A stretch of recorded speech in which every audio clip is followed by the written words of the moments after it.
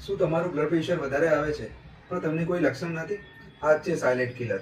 મોટાભાગના લોકો એવું માનતા હોય છે કે બ્લડ પ્રેશર હોય તો માથું દુખે, ચક્કર આવે એવા લક્ષણો આવતા હોય, પરંતુ આવું હોતું નથી.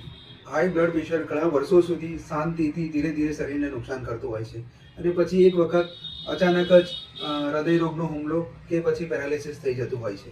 પ્રેશર આવવાના કારણ શું? તો એક તો છે ઓછી ઊંઘ, વધારે મીઠું, સ્ટ્રેસ એટલે કે તણાવ અને બેઠાડું જીવન.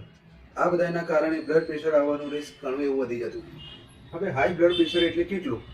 તો મોટાભાગે નવી ગાઈડલાઈન પ્રમાણે અને આપણી આજકાલની ફાસ્ટ લાઈફસ્ટાઈલ પ્રમાણે જોવા જઈએ તો 140 ઉપરનું એટલે કે સિસ્ટોલિક બ્લડ પ્રેશર અને નીચેનું 90, જેને ડાયાસ્ટોલિક બ્લડ પ્રેશર કહેવાય. એટલે 140 અને 90થી નીચે જો તમારું બ્લડ પ્રેશરનું રીડિંગ આવતું હોય તો અત્યારે હાલમાં કોઈ દવાની જરૂર નથી.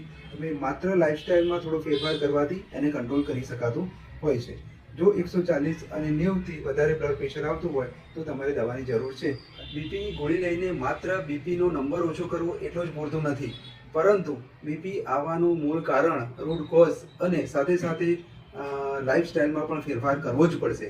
તો જ બ્લડ પ્રેશર કંટ્રોલમાં આવશે અને એના કોમ્પ્લિકેશન અટકાવી શકાશે. તમારું બીપી છેલ્લે ક્યારે ચેક કરાવ્યું? જો ના કરાવ્યું હોય તો આજે જ કરાવો. આ હેલ્થને ઇગ્નોર કરશો નહીં. ફોલો કરો ડેઇલી હેલ્થ ટિપ્સ માટે અને તમારા પરિવાર સાથે શેર કરો. જો તમને હાઈ બ્લડ પ્રેશર હોય તો કમેન્ટમાં લખો હાઈ બ્લડ પ્રેશર.